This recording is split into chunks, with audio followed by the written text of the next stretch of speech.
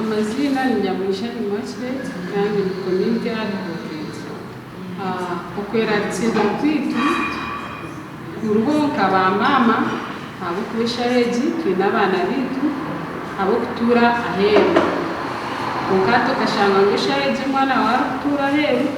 yaza kuhinduka foreina kamama nkumuzire tukabura kwera iki ekindi kutumanya kuhereza gono kubona amarwaro buri hamwe nesente esikuruga heru konkato ntureba ngo barumba ziri mitinga ati kibanci marisa n'ibyo guhereza biratamburiye ati nico turikire ko etero muranga tushaba ubu abantu twena bamemba ba paramenti base kugire mbabazi itekeri kugire ko kumwareba kugira ngo byafevaringa buri muntu wena kumunya Uganda wena kugira ngo itekane ribi konka kugarukwemu bayizingwe kureba kumunya Uganda wena ugabegwehe wabasa kwatakirizwa na mnogo mkwatine netasi. You're an activist, currently most of the civil society organizations, as well as the funding to here. So in the village in the funding, even to get here, putting them in the Uganda, who is taken to and Shaba or Kuwa Shogu. It's automatically civil organizations enyingi ezikuraninga programs ezikuyamba abantu bahansi funding neruga aheru konkati habaho limitations sente zirine koraki kandi abantu bahansi abakwenda obuyambi nibingi atabaho limitations uterebuka obuyambo bire bwija katika kumuyo muntu wahansi niwo wambara kabasa kutuningwa bugabe bwanje nkabasa kufuna obuhereza hirwara umukazi wo kuzara kabasa kushanga yo mama kiti ati ebebyona kubura bigeho tubetwine na nebitongore ebituhereza obuyambi bwarigo aid GBV domestic issues ezo zikibaho umanyotare kitongore naka ncerezo obuyambi habwabusha ningo mukazi niwo wakatagirizibwa obugabe bwanje itaka ryanje niyo ndibwa nyine roya umukuza kuterwa akija kampa pro bono services arukushashuka fandi ngebenisha kugahe konkate shaheji roya nakubana kushaba sente yotazine ato mukazi wa hansi umuntu wa hansi yongere gukora ki kwatagiriza nico turigireyo tukajya mu bitero muranga kareba ngo iteka yarubise menya n'ikindi boneza bwahizo mujyaje simba he nembo wa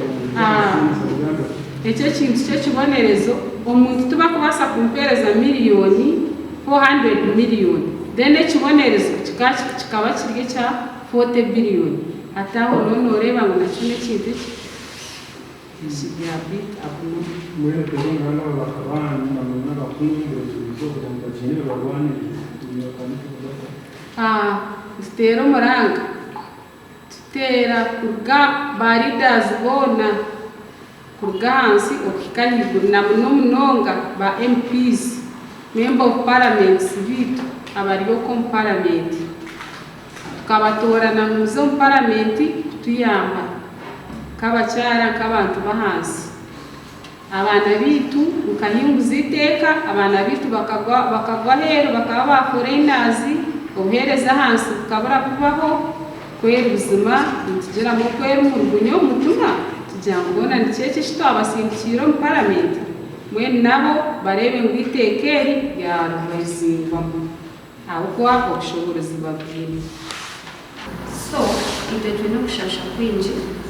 twaheza kureba HPV kwenda kurajyako kwenda kurajyako formation ga parliament abo kuba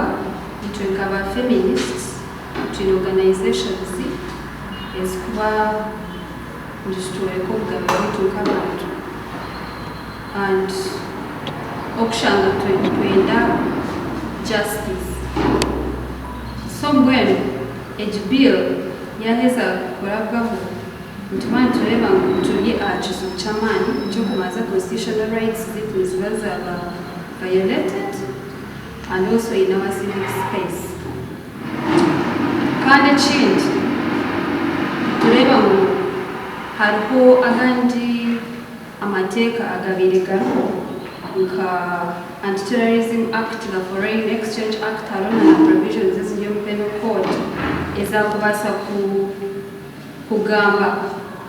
ninga tukiyamuka courts zikwereka ngo tubasa kwerwanira nk'abantu. So bakora referrals z'omugezi statutes eziri in place tubasa tuyamba okutafuna musango. Then imagine kushanga nk'omuntu nkanye n'omunyabuzaara ly'aheeru n'omunya-Uganda nangwe tamani munonga n'omunyankore orukuruga omu rw'imbara konka aringa aheeru hati yaba foreigner yaba omunyamahanga. Ekyo n'ekintu kibi munonga tikiboniire and ntureba ngu egi bill neeza kuba eine restrictions aha sente zitari ez'ejomuka.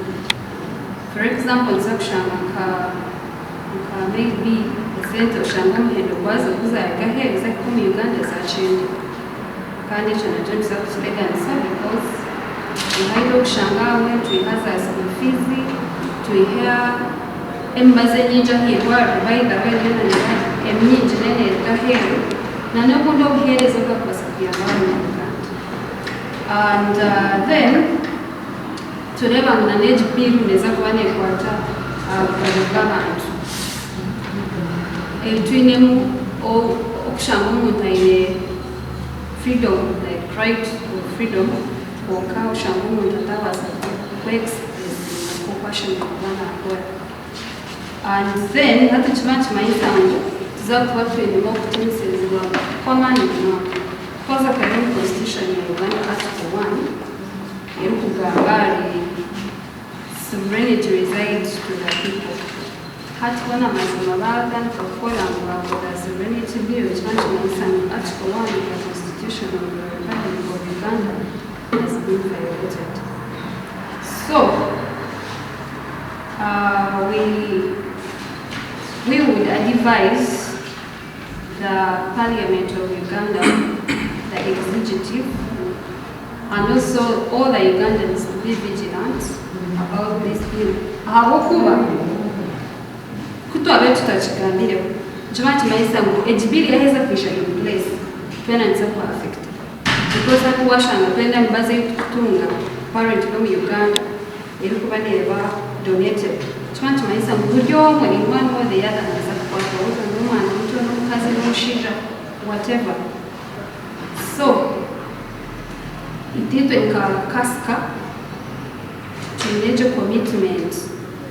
y'okukolangana n'aba stakeholders kurebeka ngu